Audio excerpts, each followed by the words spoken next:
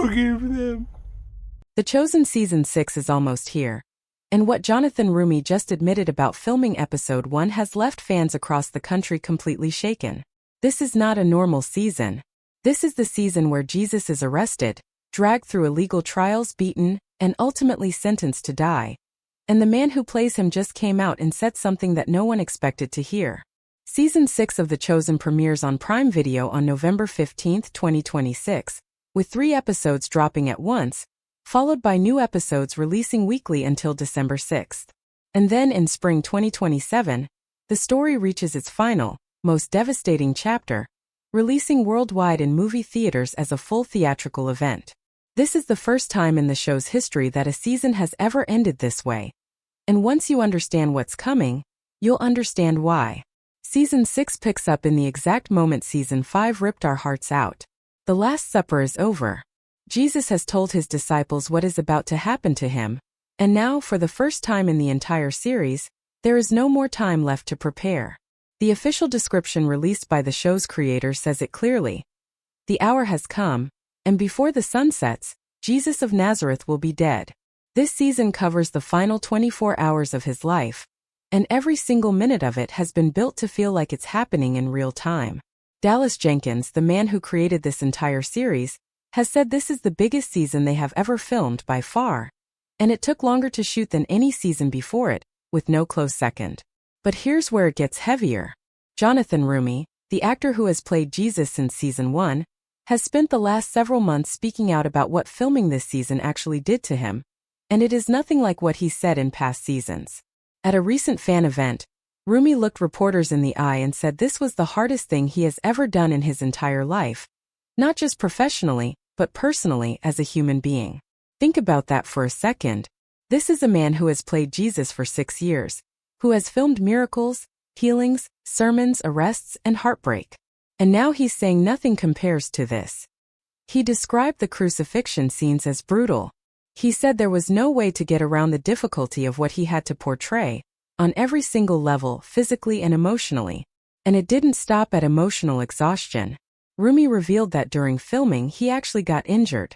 While shooting a scene that required him to run, his sandal caught the edge of a sand dune and he went down hard headfirst at full speed. He tried to break the fall, thought he'd walked away fine, and then felt a sharp tightness spread from his shoulder into his chest. He had dislocated his AC joint, and he kept filming anyway. That injury became part of the physical suffering baked into every scene that came after it, because the pain was real, not acted.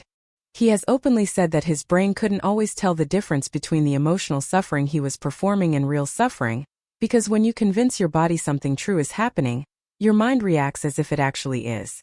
That is the kind of commitment that went into this season, and it's part of why Roumie has said he is still dealing with what he calls his own version of PTSD from the experience months after filming Wrapped. He also described something even more startling. The entire cast became what he calls trauma-bonded. Not just him. Everyone who filmed those final, brutal scenes together came out of it changed, carrying something they didn't expect to carry when they signed on. Vanessa Benavente, who plays Mary, the mother of Jesus, said something that captures exactly what fans are about to experience. She explained that because the entire season takes place across just 24 hours, the pace is faster and the stakes are higher than anything the show has ever attempted. She said it plainly. It's going to feel relentless. There is no slow build this time. There is no room to breathe. Every scene pushes directly into the next because that is exactly how those final hours actually happened 2,000 years ago. The crucifixion scenes themselves were filmed on location in Matera, Italy, over 3 grueling weeks, in conditions the cast has described as physically demanding in ways previous seasons never required. Roumie has said that filming those scenes left what he calls a permanent, indelible mark on his life and his faith, one that followed him long after the cameras stopped rolling. He's admitted that even now, simply attending church brings emotion back to the surface, because a piece of what he experienced on that set never fully left him. And this is the actor who has to carry that weight scene after scene, all the way to what audiences are about to watch unfold on their screens starting in November. Now let's talk about what actually happens once these episodes hit your screen. Because the story Season 6 is about to tell is unlike anything The Chosen has ever attempted before. This season covers the arrest, the trials, and the crucifixion of Jesus, exactly as it's laid out across the Gospels, and the creators have made it clear that this is not going to be a soft retelling. The official synopsis says it directly. Pharisees will call it justice, Romans will call it peace, his own followers will call it murder.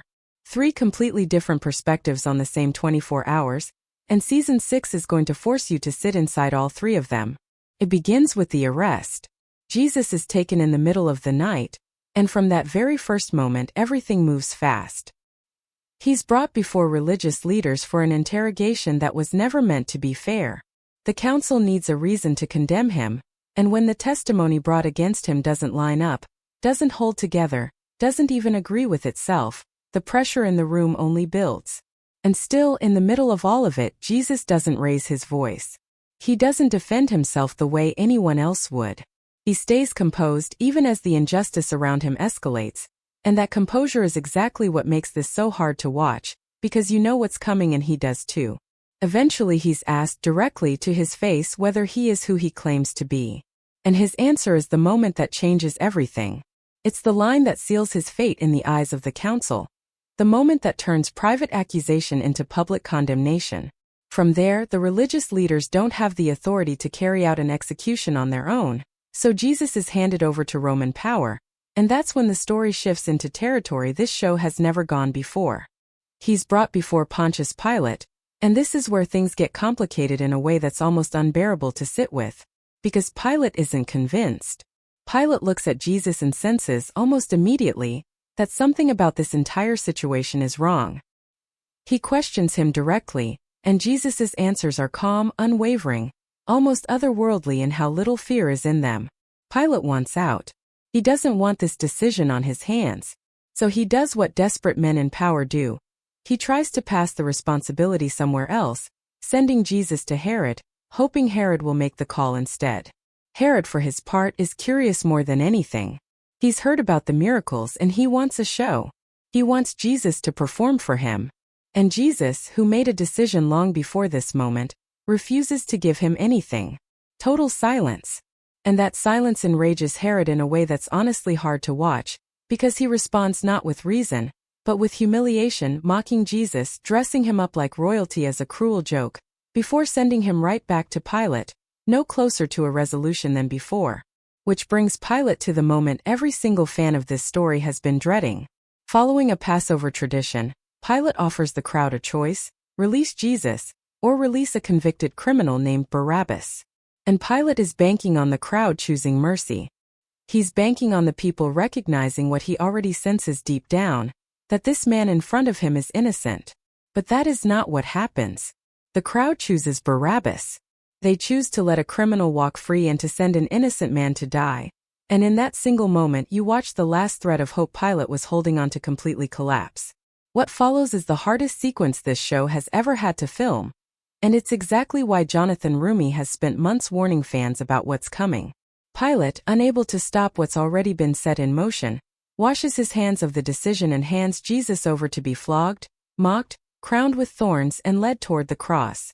This is the sequence that left the entire cast, in Roumie's own words, trauma-bonded. This is the sequence that dislocated his shoulder and left him dealing with symptoms he's compared to PTSD, months after the cameras stopped rolling. This is the sequence Vanessa Benavente warned would feel relentless, because once it starts, there is no pause, no breath, no moment of relief, all the way through to the end. And that end, the crucifixion itself, is not even going to premiere with the rest of the season. Dallas Jenkins has confirmed that the finale is being treated as its own supersized, standalone theatrical event, releasing in spring 2027, in theaters worldwide. That means when Season 6 wraps its Prime Video run in early December 2026, the story will not be finished. You will be left sitting with the weight of everything leading up to the cross, forced to wait months before you're allowed to witness the final chapter play out on the biggest screen possible. It's a release strategy this show has never used before, and it tells you everything about how seriously the creators are treating this moment. This isn't just another episode of television to them. This is the most sacred event in the entire story, and they clearly believe it deserves nothing less than a theater. Here's exactly how this is all going to roll out, so you don't miss a single moment of it. Season 6 premieres on Prime Video on November 15, 2026. And instead of dropping the whole season at once, the first 3 episodes release together that day. Then Episode 4 follows on November 22nd, Episode 5 on November 29th, and Episode 6 closes out the streaming run on December 6th. That means for 3 straight weeks, this story is going to unfold in real time, week by week, building toward a finale that isn't even going to be part of the streaming release at all. And for the first time ever, all 6 episodes are launching in dozens of languages simultaneously worldwide, not translated afterward like previous seasons. This isn't just a new season. This is the biggest global rollout this show has ever attempted. Dallas Jenkins hasn't held back about what he believes this season is going to do to people. He's called Season 6 the biggest season they've ever made, without a close second. And he said flat out that he believes it's going to impact more people than any season they've ever done. Think about the weight behind that statement. This is a man who has watched this show grow from a small independent passion project into a global phenomenon. And even he is telling fans to brace themselves. He's described the season as a story about surrender, about watching Jesus willingly walk into something extraordinarily painful, not because he has to, but because he chooses to. And Jenkins has said something else that should stop you in your tracks. Everyone knows the basic outline of the crucifixion, but almost nobody understands the why behind those 24 hours, and that's exactly what this season is built to reveal. And this is far from the end of the road for this universe. Jenkins has confirmed that filming